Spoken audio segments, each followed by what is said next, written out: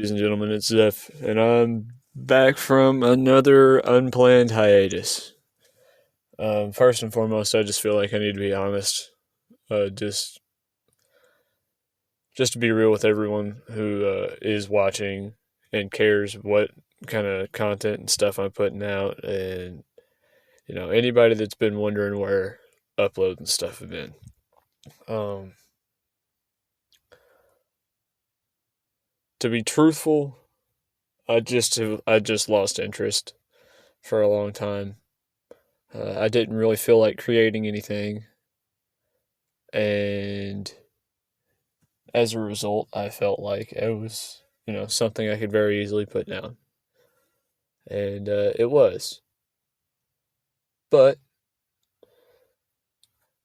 something feels right when I'm making what if, so I'm gonna give it another shot, and hopefully complete this in a decent amount of time, and not go, you know, 3, 4 weeks without uploading, or God forbid the months that I went beforehand. Um, Without further ado, as you can probably tell by the title, um, the person in the thumbnail, this is a what if based on the TV or Amazon TV series Invincible. Furthermore, the comics. Um, I want to go ahead and make that distinction right now. This is more heavily rooted in the comics. We'll get into why that is later. Um, Actually, no, we'll get into it right now. This is going to be more rooted in the comics because we have further like evidence and proof, and we know where Mark ends in the comics, where in the TV show, it's just an adaptation of, I think, the first volume of the comic book series. No discredit to the show. I really enjoyed it. It's a bit vulgar for me to watch. Uh, but beyond that, it's a good TV show with mostly good characters. I think everybody who's watched it is going to know exactly who I'm talking about when I say some of them were taken a tad bit too far on their Mary Sue qualities. Not so much that they're capable of everything, but they can, no spoilers for the show. But beyond that, this is going to be based on the comics mostly, for when the other source material of this gets to high school. Now, to put it into perspective, Mark in the show and comic book, when he gets his powers, is 17 or 18. Um, Deku or Izuku is going to end up, you know, he got one for all, and I think it's like 15 or 14. So what I'm going to be doing is aging all these characters up uh, to roughly senior in high school, um, so, freshman and sophomore in college type age. So think anywhere from 17 to 20s on most of the students. And, we're just going to push all the dates for important events in My Hero up 3 years and say everybody was born sooner and became heroes later. A few extra things. Characters are going to be getting unevenly applied power boost.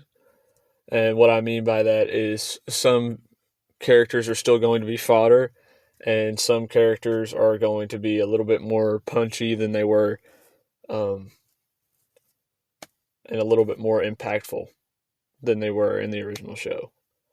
Um, Now, this is later on going to contain spoilers for both Invincible and My Hero. I don't know how you haven't watched either one. Um, I saw part of it and nerded out and went completely deep into the lore on Invincible, and I think everybody binged watched My Hero to completion. So There's that. But this will contain spoilers for Invincible comic books and TV, assuming that the TV show runs in the same direction as the comic books. So, I think without further ado, I've rambled on for about 5 minutes, and I'm sure somebody is hating every minute of this, but I just wanted to give a little backstory on both. So, we're going to start out um, actually at the very beginning, unlike the last time I did a My Hero What If. We're going to start out with an unexpected arrival of a superhero. Um, a huge shout out to Kid Zeus, by the way, for the way we got this intro. Now, I am borrowing pretty heavily from this, not exactly verbatim, but I just want to give credit where it's due. I'm borrowing how he kind of kicked this off. So we start with Omni-Man coming down and saving a young woman from a car. This is Inko Midoriya, who is going to be the wife to Mark Grayson. So, a few things about Deku are going to change. First of all, his first name isn't Izuku, it's Mark. His middle name is actually Izuku, and his family name is still going to be Grayson. How does that work? Well, Omni-Man is, well, Nolan Grayson, his identity that he's come up with, is definitely the in charge type, take charge type, and would have a very big, huge deal of influence in the naming of his child. Deku has a really, really good life. Omni-Man is always kind of existed outside of heroes, but never quite going into the realm of vigilante uh, for, neutral or bad purposes, and hasn't leaned into villainhood as far as anybody can ever tell. So Omni-Man is a 100% paragon as far as everyone else is concerned. So he has made very good money off of the work that he's done, stopping villains, catching villains, and surprisingly showing lots of restraint with the weaker run of the mill types, for all of you who know um, what kind of who the main antagonist of this story is really going to be. So, Deku lives a really good life. So, I'm going to be calling him Mark or Deku interchangeably here. But Mark lives a really good life, similar to the one he lives in the show. The only difference being is he grows up in Japan versus the United States. Now, as Mark grows up, he's really influenced by his father, who is very honest with him about his heritage. He's from Viltrum, and he gives him, the backstory on his race, how awesome and good the Viltrumites are, how they developed their powers through evolution and then went out into the galaxy with their great strength and technology to, help protect the galaxy and the universe as a whole. So Deku grows up knowing that he's a half Viltrumite, knowing that he will eventually get powers. He just doesn't know when those are going to kick in. Now, he is still treated as a quirkless other kid at school, much like Mark and Deku both were, right up until time to go to UA. Now, UA is kind of going to be the last year of high school, first year of college. So, for example, you go to UA as a 11th grader and you end your school as 11th grader. You go into UA as a 12th grader, and then you're a freshman and sophomore in college. You can go further than that, of course, but kind of perspective of where hero licensing and all these courses are going to start taking place. So towards the end of Deku or Mark's 11th grade year, of course Bakugo is still bullied him his entire life, and he still acts like they're really good friends, because they were really good friends growing up before Bakugo got his quirk. So it starts on the same day with much the same not very friendly banter between Bakugo and Deku. Bakugo basically telling Deku that he'd be doing everyone a favor if he just jumped off a roof. Deku here is not the same kid. He's insanely smart still, but his self-confidence gets him into trouble, and Bakugo actually beats the ever-loving dog tar out of Mark, much like episode 1 of the TV show. Of course, Bakugo is pulled off of Deku, and Deku walks home kind of sulking, shockingly without marks, I should say. Shockingly without any marks or bruises, but he was in a lot of pain. So he takes the same route he does home in the first episode of My Hero, walking under that bridge, kind of trying to sulk quietly to himself. And he's attacked by the sludge villain. Well, he panics. And when he panics, he tries to move. And he moves instinctively out of the sludge villain. Now, when he moves out of the sludge villain, he's flying. Of course, he's not thinking about it. He's just trying to get away. No sooner than he flies out of the sludge villain, All Might shows up, takes care of the issue, and is like, "Young man, you're not supposed to be using your quirk, but I'm glad you're okay. Can I autograph or anything like that?" Of course, Deku is still a huge nerd over heroes, much like both Mark and himself were in the original. However, Deku or Mark's biggest hero is still going to be Omni-Man or his father.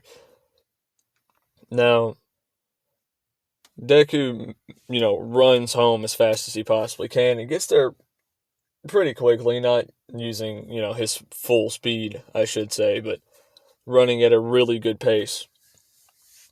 So the first thing he does is he's like, Mom, I finally got my powers. Of course, Omni-Man arrives home just a little bit later. They're all eating dinner, and,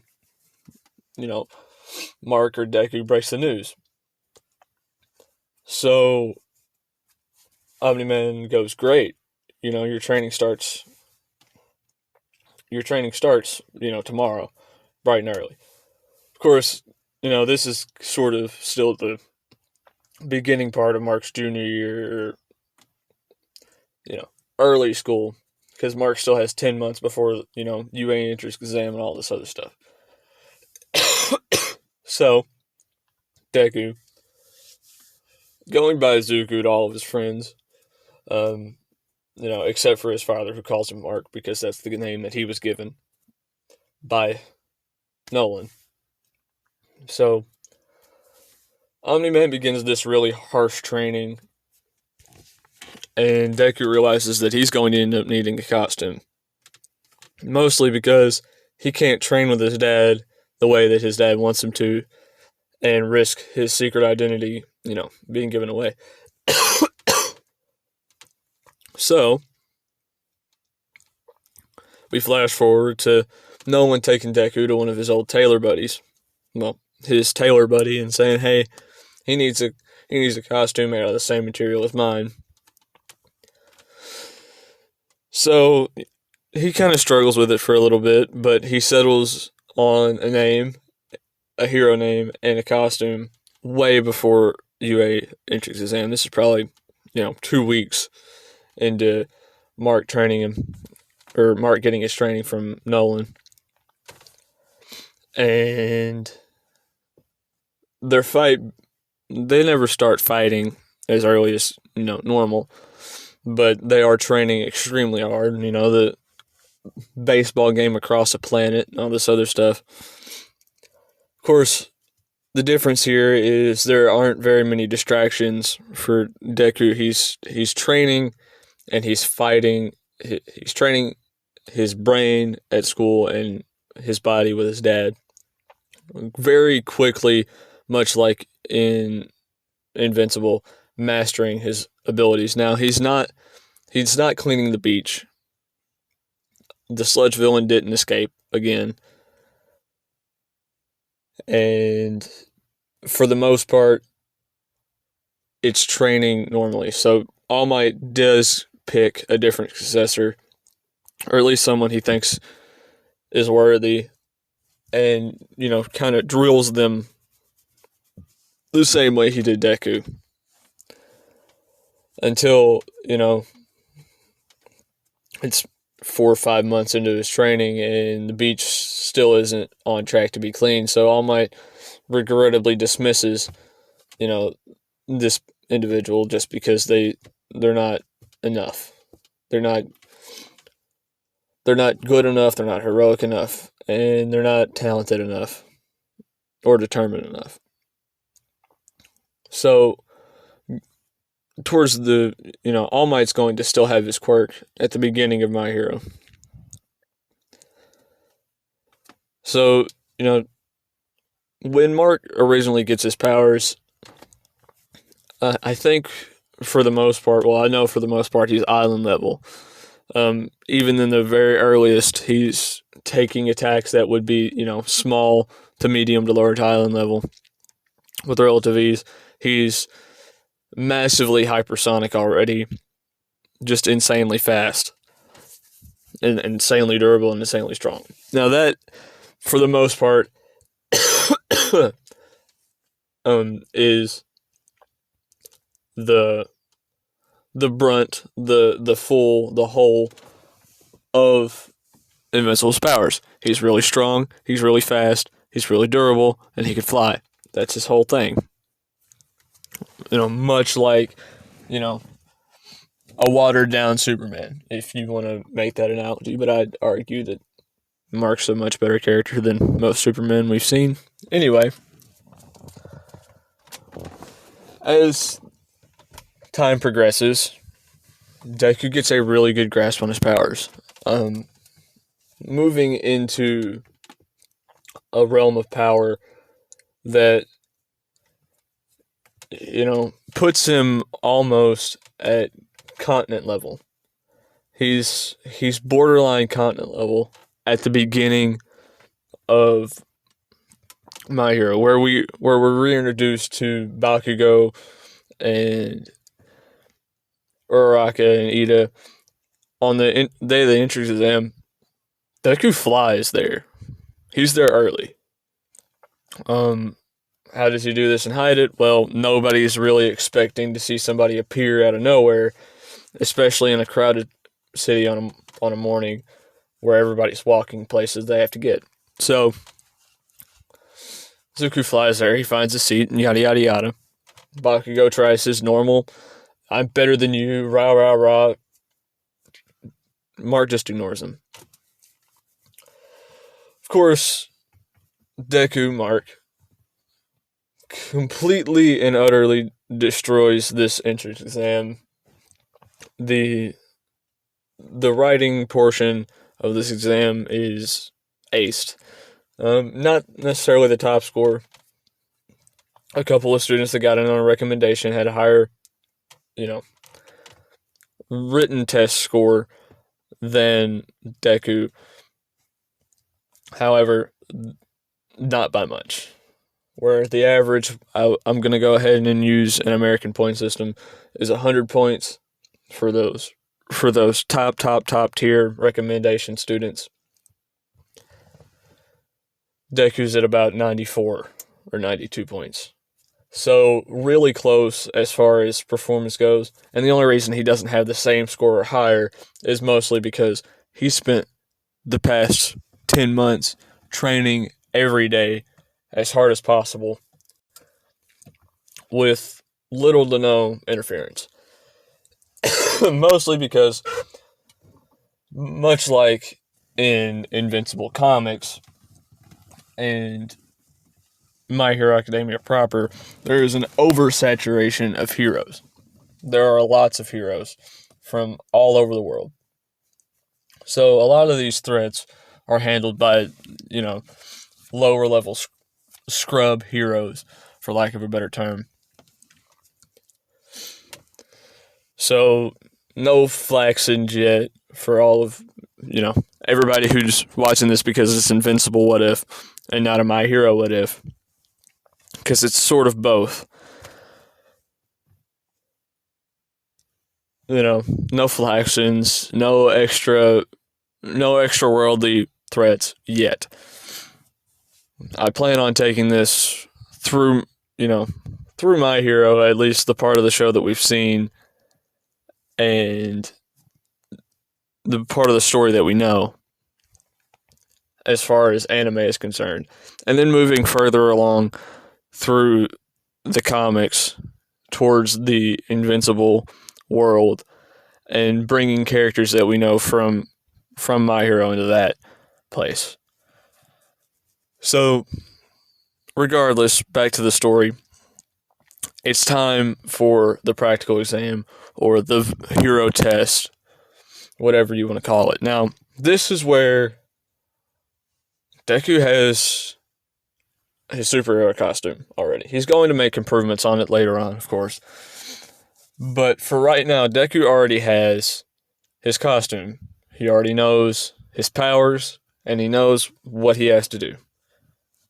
He has to, make everyone's jaw drop during this exam. And he's going to get extremely close to making everyone's jaw drop. But let's tell it, not explain it. So, the second the whistle blows, Deku flies through the gates that still have not opened and just begins waylaying on robot after robot after robot after robot after robot. Now, because of how quickly Deku is running through all these robots, they have to oversaturate it. And what I mean by that is everybody that isn't Deku here is struggling immensely with these robots. They're struggling immensely because the sheer number of them. Now, of course, your people that got into UA originally aren't struggling much. They're working hard, but they're not overexerting themselves. They're not in danger of death, at least not yet. Bakugo, where he had 81 points in the original or some number like that, now has 160 points towards the end of the exam. Just double the amount of robots. Now, for those who, understand, the target scores haven't changed. So everybody's doing better than they were before just because they have more targets, right?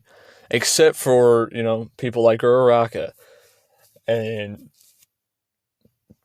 I'm sorry, but we're going to completely ignore everybody's favorite Grapehead just because he's not really doing much here. He's going to be way out of his league, and keeping to the spirit of the show that I'm what-ifing here, I think he would be better put in another class or off screen. So, of course, Grapehead still makes it in, but just not into 1A. Now, his spot is going to be replaced by an actual other character from the Invincible comics, and you might know her as Adam Eve, or just Eve. Now, for all you wondering who I was going to ship Deku with, here it is. It's going to be Eve from the comics, and more on that later. However, now back to this. So, it's 2 minutes left in the exam. They extended it out. Deku hears a scream. The ground starts rumbling, and, up until this point, he's not had much of a challenge. He's barely even sweating, if he is at all. His breathing's still calm. This is 10 months of seasoned Viltrumite warrior training from one of the most experienced Viltrumites around.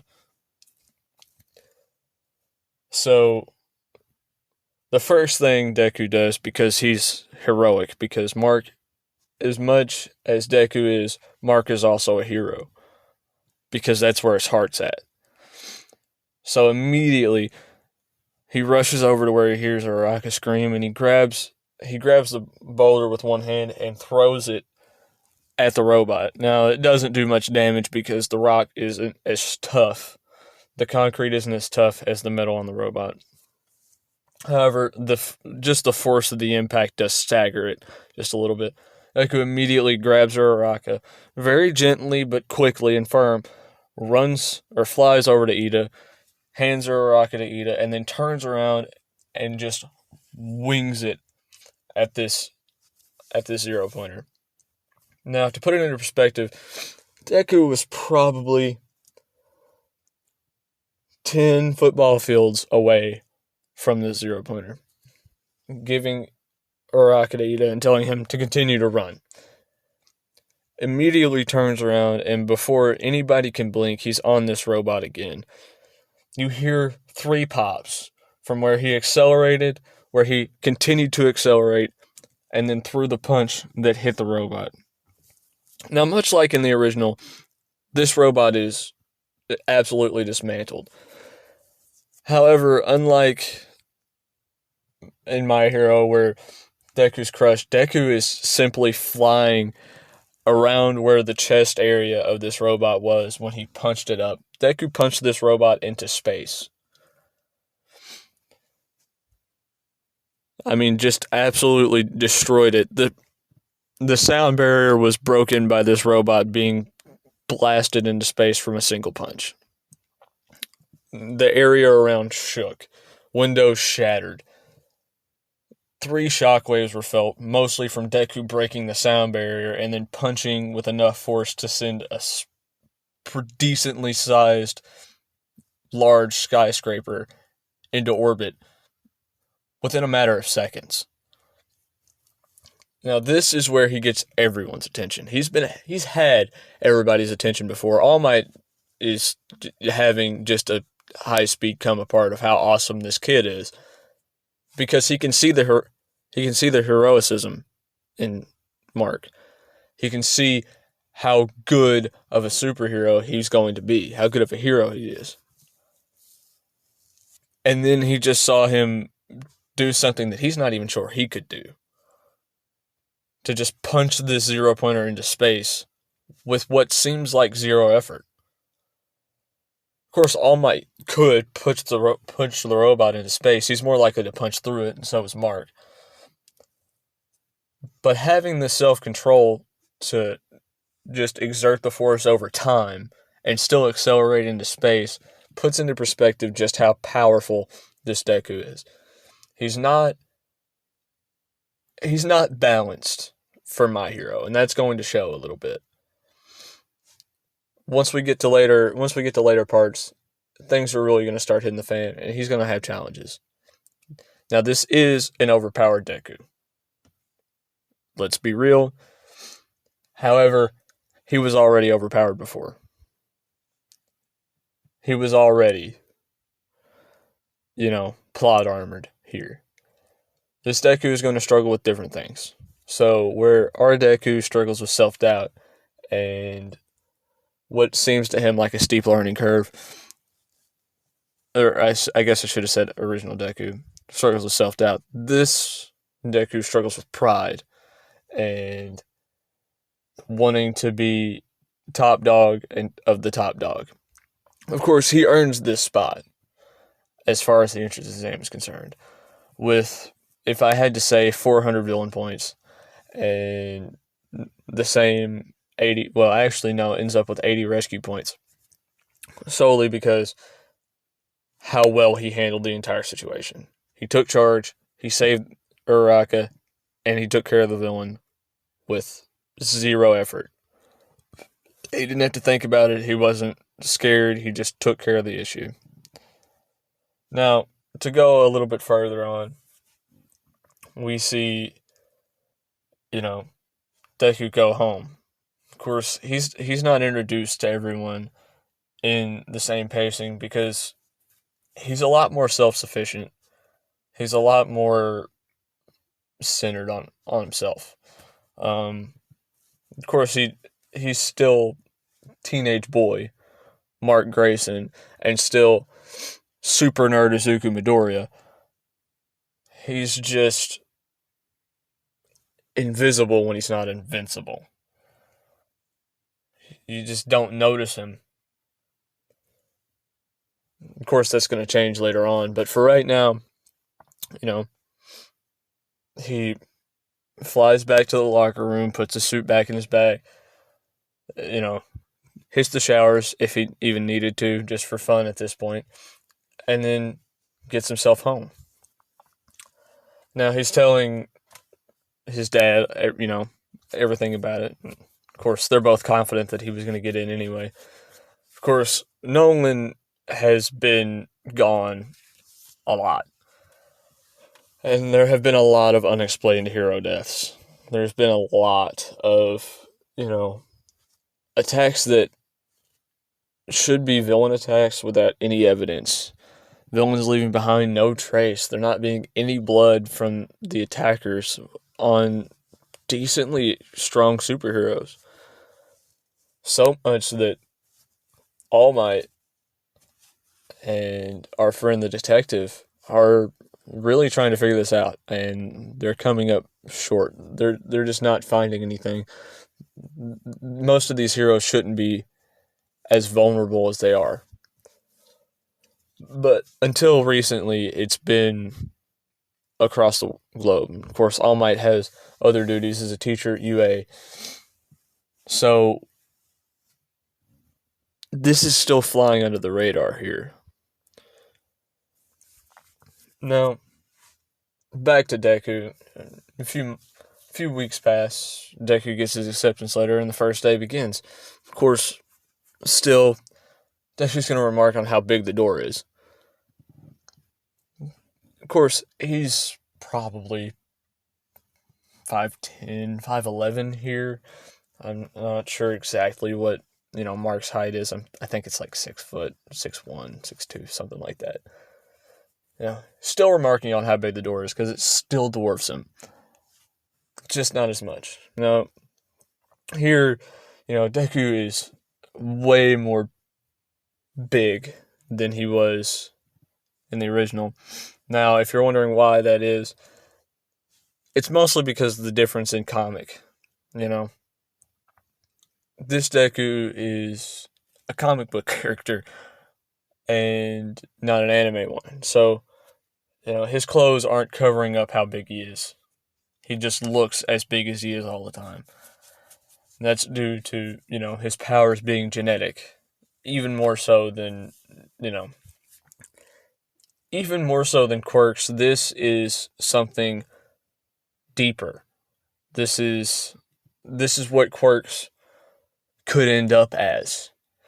This is the final evolution of what quirks could be, if you want to put it in that perspective. Of course,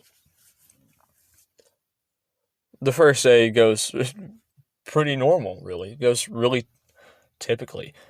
Deku walks in and, Uraraka is just floored with this dude who, yes, everybody did realize that it was Deku, especially after, he's the only one it could have been. And everybody knows who has the highest score. Their name was on the registry. So, Mark Grayson, or Izuku, which he'll probably be called by most of his friends, if not Deku, is, this great hero. Now, of course, like I said before, Grape Head's going to get replaced by Adam Eve, and other than that, the roster stays much the same. I'm not going to add every hero from Invincible. That's just going to get really bloated, and it makes it really hard to fit. And some characters are going to have to take a hit. So I'm going to stay with where we start for the most part. So there is no Cecil Stedman. There's not going to be Deku's best friend or Mark's best friend from the comics. This is mostly my hero with much tacked on at the end, I guess.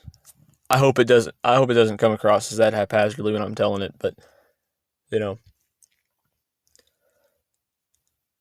that's about where we're at. So, back to the story. Of course, Aizawa wakes up and tells everybody to shut up. And, when he activates his quirk, everybody but Deku kind of feels something happen. Now, I'm going to go ahead and make the statement that Aizawa is not canceling Deku's powers. They're much less superficial than these quirks. They're not something that, they're not something you can really manipulate or see in that regard, especially because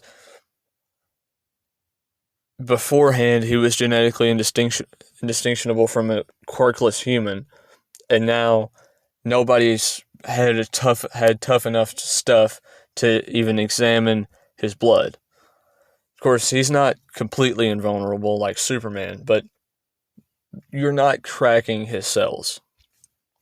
Of course, this makes both Aizawa and the rest of the class kind of freak out a little bit. And of course, maybe not the rest of the class, they don't notice. But Aizawa does. Why doesn't he act like he's feeling his quirk not exist? Why does that not face him? Of course, anyway, Aizawa, without missing a beat, he doesn't get lost in this thought, immediately goes, alright, go put on your sports uniforms, meet me outside in 10 minutes. What about the entrance ceremony? Says, pick a character. Aizawa quickly responds, this is my class, I'll run it how I want to. If you have any more issues with it, I'll expel you. Okay? Go get ready and meet me outside. You now have, 9 minutes and 30 seconds. So everybody goes to his locker room. Of course, Deku, it's getting ogled by everybody. Of course, the guys aren't exactly peeping on him like some characters in Invincible might have. But they are, shocked at how built Deku is. And much the same how there was that hole in the wall. The ladies are looking in, and they notice Deku over everybody else. Now, of course, this doesn't last long. Deku's in his uniform and out the door in minutes, maybe. He's the first one outside, ready. Of course, everybody else gets out there. As I was like, Deku, you had the highest score. Take this, what was your farthest ball throw, in school beforehand? And, Deku says something like 40 meters. Now, this is kind of where Aizawa was like, wait, what? Because Mark wasn't an above average kid. I mean, he was, okay, you know what? I'll admit that. I'll say 60 meters, 70 meters. Respectable distance, but not something that reflects having the level of strength that he does. And especially with him not flinching when it was, when his quirk was deactivated. Aizawa was kind of at a loss here, but nonetheless, he says, throw this ball as hard as you can and as far as you can. Of course, Deku does, getting a score of infinity because he throws it into orbit. And not just the Earth, the Sun.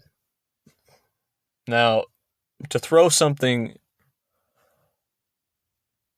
into space and into orbit around the Sun is a feat that is insane no matter who's telling it. Now, this escaped Earth's field of influence, or sphere of influence, and began to orbit the Sun. And I use the term orbit loosely, mostly because Deku throws the ball towards the Sun, and it does get captured, mostly because it, kind of decelerates until it gets close enough to the Sun, and with it being as small an object as it is, it just kind of orbits and then burns up. Of course, that was a bit of a tangent. Everything else goes much the same, with Deku ending up with the highest scores on literally everything. I'll go ahead and I'll place Adam Eve. Just understand that everybody else gets the same scores as they would in canon, other than Deku, and they're all moved down, roughly one. Because of, how that dynamic changes. Now, Adam Eve places, around 4th or 5th. She got in on recommendation. She's had her powers for a long time. But also, kind of like Deku, her powers didn't exactly get canceled. Nobody really knows why. We're not really focused on her at this time. But, yes, just like Deku, her powers didn't get canceled. So, the day ends, and, everybody's trying to talk to Deku, yada, yada, yada. Of course, Deku has his eyes on a couple girls in the class, namely Eve, Uraka, and that's really it. Mostly because they seem to be interested in him, at least a little bit. Now, outside of school is where Deku and Eve, or Mark and Eve, are really going to have, this is where their relationship is going to come into fruition. Mostly in a story that I'm not really telling, mostly because it's kind of secondary to the what if.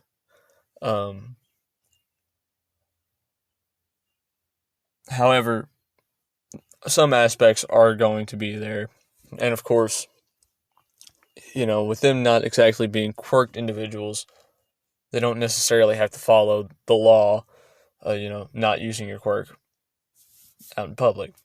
Especially when you have costumes and a secret identity, you can kind of go out and fight crime together. Now, just for the sake of argument at this time, and just for the sake of kind of finishing out the episode, yes, they go and they take down a, minor level villain with a seismic, quote, quirk, actually in another country.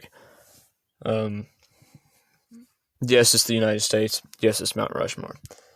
Of course, at this point, they wrapped everything up. And it had an acceptable conclusion. Of course, Mark's still a little heartbroken that, he thinks he lost the villain. He saved the people, but he didn't put the villain in jail.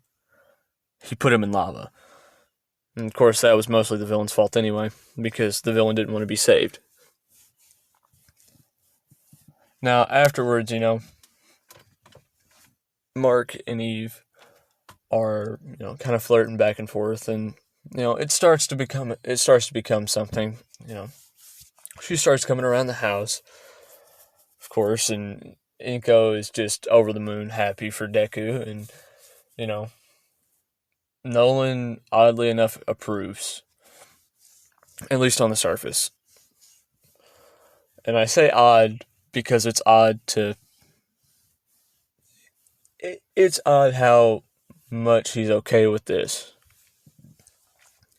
But at the same time, he was much like in the show with Amber, and you know, Nolan tried to give him fatherly advice, and he does here too. The only difference being is his girlfriend's not quirkless or powerless, and she's actually, one of the better heroes as far as, power goes in Mark's class. So as much as Nolan hates the fact that he's teaming up and going through this hero course when, he could be just teaming up with him as a vigilante, it bothers him, but at the same time he understands on that, on that level of, I don't approve, but at the same time, I'm going to let you do what you want. So that happens, and of course, improvements eventually get made to Mark's costume going into the Heroes versus Villains exam, which, for those of you that don't remember, that's the 2-on-2 battle. And then, these improvements are, minor things, more durable costume, because, Deku did punch too hard one time and, kind of wear the knuckles out type stuff. And there's going to be one more change to his costume, but that'll come later on. But for right now, just assume that he's wearing this costume. Fingerless gloves, kind of bug-eyed goggles type thing. And yes, the hair is accurate. Now, Deku's still going to have green eyes, because he had brown eyes just like his mom in the show. So here Deku has greenish blue eyes.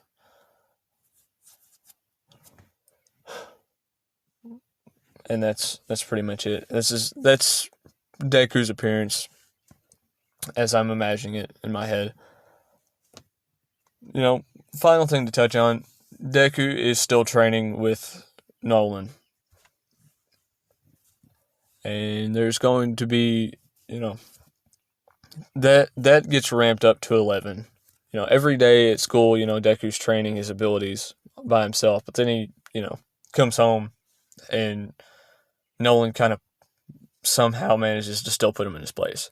Every time Deku thinks that he's gained something, Nolan shows him just how far the gap between their abilities is. At least so Deku thinks. Now, this is, if I had to class Deku, I remember saying that I put him at, low continent level. I'd say he's not improved that much yet. Still the first couple days of UA.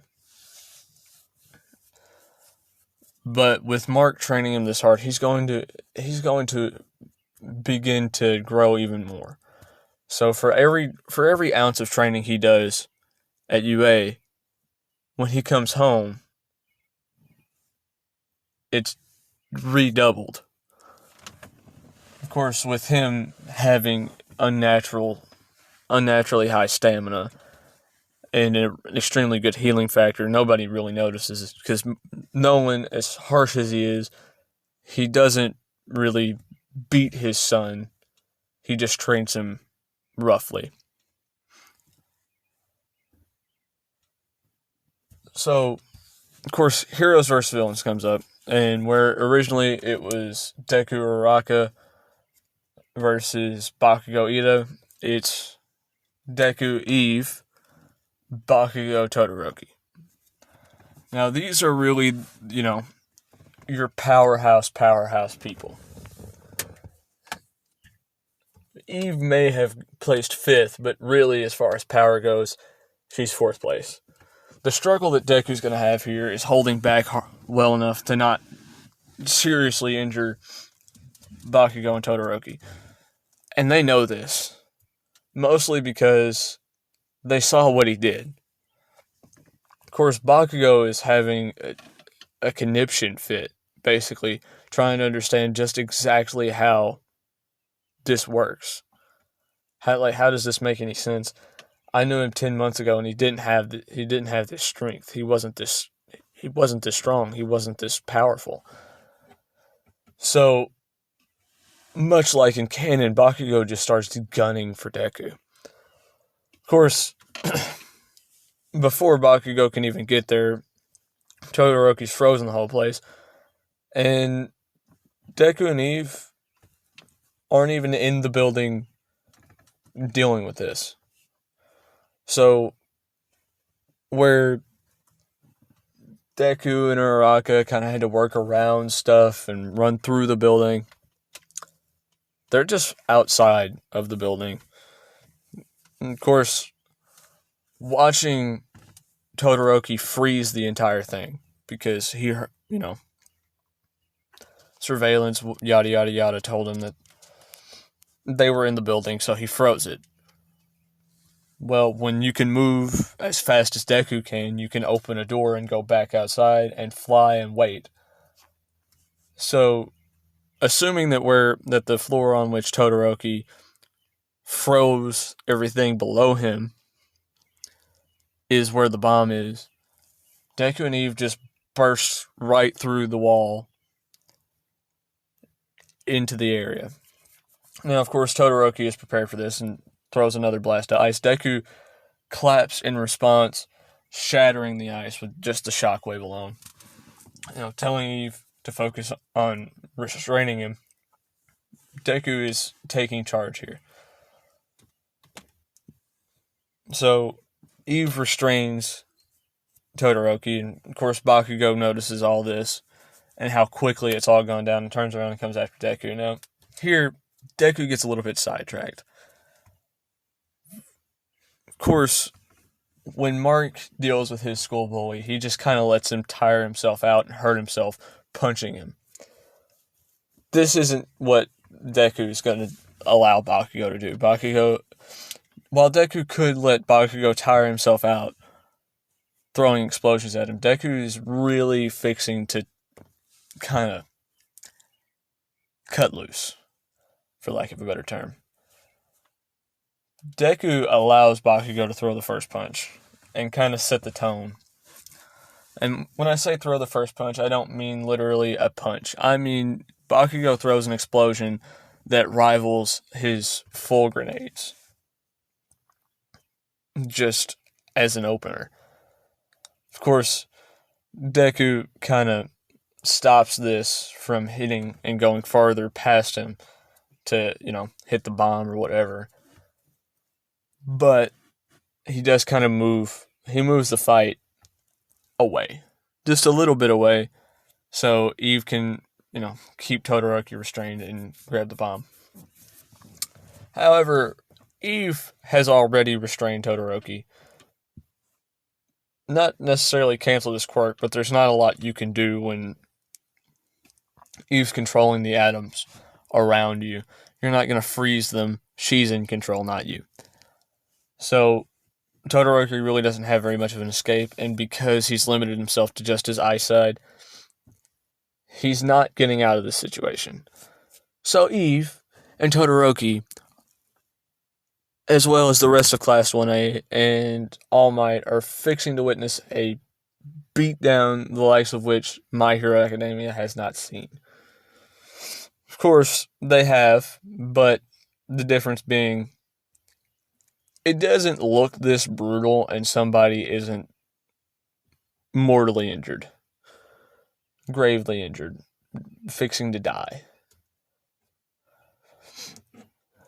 So, without missing a beat, Deku just pimp slaps Bakugo and sends him flying into a wall. Now, Bakugo recovers quickly to his merit, but realizes just how little effort Deku put into that. And the mistake that he's made. Because Bakugo's not going to give up. Mark Deku is going to give him plenty of times to do it. But Bakugo is just as determined to be top dog as this Deku is actually the top dog of 1A. And already is basically rivaling, he's already above All Might as far as strength goes, at least in feats. We've seen we've hypothesized at what a young All Might could do in the anime, and we've seen him say, where it took 300 punches, he could have done it in 5 with the Nomu. But even then, we're talking about a low city buster, or maybe a mid to high city buster. If we're going to give him a wank, we'll say he's a multi-city level threat. Deku is an island level, a medium to large island level threat on the low end here. Mind you, this is Mark from the comics after 10 months of training. This is the climax of this is episode 8 of Invincible. Mark. This is lots of training, decent experience, been on multiple death row, type deals, and got up off of it with little more than bruises in a few weeks. To put it into perspective, this Mark versus the Mark we see in episode 1 would kill himself in a fight. So that Mark, even in episode 1, while he acted like he got his chest caved in by, Nolan, was insanely powerful. I mean, threw a trash bag casually from where he was in, middle America, we're going to assume, to London. He threw a bag of trash across an ocean in episode 1 when he accidentally used his powers and discovered he had them. And then proceeds to casually, one hand lift a car like it's nothing. We don't even hear him struggle. We just hear the car creaking and groaning under being lifted this way. That was day 1 of his powers. We've seen him do crazier things than that later on. And he just gets stronger. And in the comics, when he first gets his abilities, he's tanking island level hits with relative ease. Now, he's not using that striking power on Bakugo, but as far as striking goes, he's low island level in the beginning. At this point, he's high island level, low continent level. And that was while Nolan was off doing whatever, not training Deku as much as he has here. So this is more training, harder workouts, not so much real combat experience, but as far as striking force goes, and combat training and mental preparedness, this is virtually the same Mark, except stronger. Less brutal, because he hasn't been in as many, blood battles, but he does well. He would do well against All Might. All Might would likely put up a really good fight, but I'm giving this Deku right now, 8 out of 10 masters based on strength alone and durability. Not including how vastly outsped All Might is here. Deku's, flight advantage and his ability to hold his breath for 2 weeks in outer space, which he tested because Nolan made him. Not only did he hold his breath for 2 weeks in outer space, he did it while he was training. This is the level of power that we're dealing with right now in My Hero. So, to kind of rewind a little bit, Pimp slaps Bakugo. Bakugo gets back up and unleashes his gauntlet. Of course, he sweat enough already, just off anger alone, to fill up his grenade and unleashes it at Deku. Deku doesn't make any effort to dodge at all.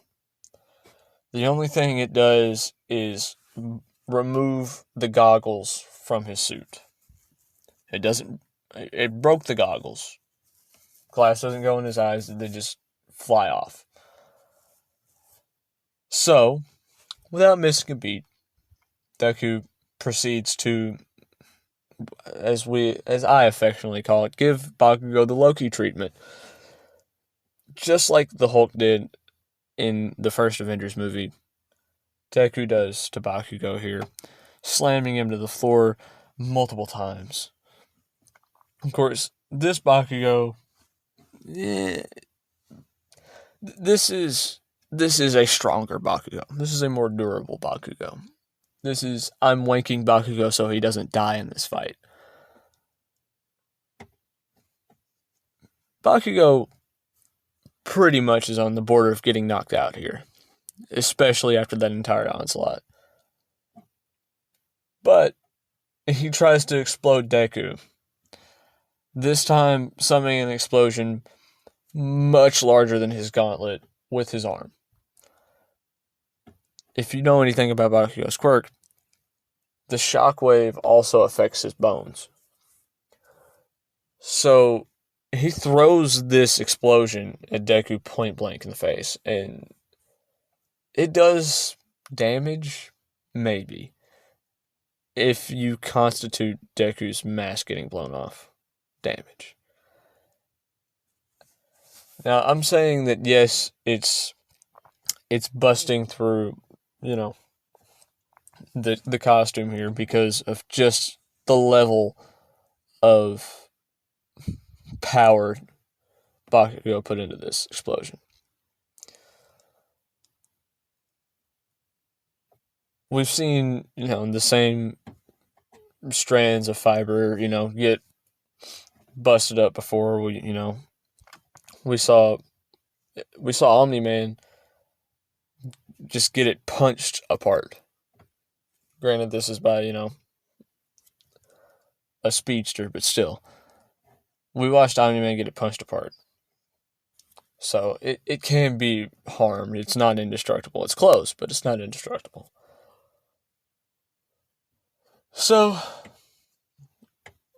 Mark Deku rears back and, gives him one last chance to give up, basically.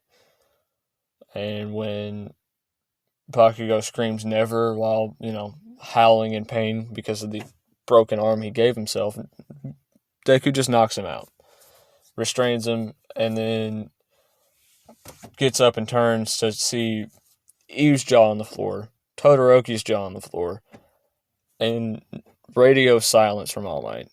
Now, why didn't All Might step in? Because these are young adults here. I mean, it was the end of Mark's junior year, probably 2 months beforehand, and I'm not for certain when his birthday is, but I'm going to say that because of plot, they're both 18. This is a fight that, yes, they could have stopped, but it seemed like there was something deeper here, and there was. This was Deku resolving an issue that he's had from his childhood to now, and this was Bakugo understanding that Deku, for no reason apparently, as far as he knows yet, is leagues and leaps and bounds ahead of him. Just insanely ahead of him for no reason. So Bakugo is a lot resentful here, and it's going to motivate him greatly. However, he's not going to grow fast enough. I'm sorry, he's just not. What does end up happening, though, is Adam Eve grabs the bomb, Hero Team wins, and Eve gets the MVP slot because she didn't ruthlessly beat her opponent to death. Or, half to death. Deku does get a reprimand for using, full strength, and All Might wants to test him. This is really the first time we see Deku kind of slip into that invincible attitude of, not really showing very much mercy. Now, this isn't to say that Invincible doesn't show mercy, because he does. I'm saying that the attitude of the TV show is extremely merciless and brutal and gory. And he slipped into that for a minute. That Viltrumite Conqueror, and yes, I said Conqueror. Viltrumite Conqueror is coming out. And of course, because it is around the time that it is, as far as, the Invincible timeline would be concerned, Mark getting his powers and how much time is between that and, the climax. The end of that, Mark goes home. Deku goes home to find Omni-Man still in his uniform. Now, this is where the facade drops. Now, I know this is kind of anachronistic, and we haven't seen Omni-Man brutally torment the Guardians of the Globe. We haven't seen, Omni-Man just face tank everything that we saw him do in the show. And yes, I warned you for spoilers earlier. At least I hope I did. If not, whoops. Omni-Man here decides that it's time, basically. It's time to take over the planet. And what that means for Deku is this: join or die. Of course, this is the same soft-hearted Mark with a more soft-hearted, blended with a more soft-hearted character. He's not doing this. This is the epitome of good dude. You don't get better dude than this Deku. This is, I will go to whatever lengths I have to protect the people I love and care about. And that includes every life on this planet, except for those that are trying to harm it. The problem here is that Deku is fixing to get into a knockdown, drag-out, epic blockbuster of a fight. This fight could be a movie all by itself because of just the sheer brutality of it. But that's where I'm going to leave it off before the fight even begins. Now, once again, I want to thank you for watching this hour-long video. I know for some of you that's going to be a lot to ask. Some of the people that find this might enjoy that. I appreciate the view. I appreciate the like. And I appreciate the sub. I'm going to go ahead and sign off here. Hope you have a great day.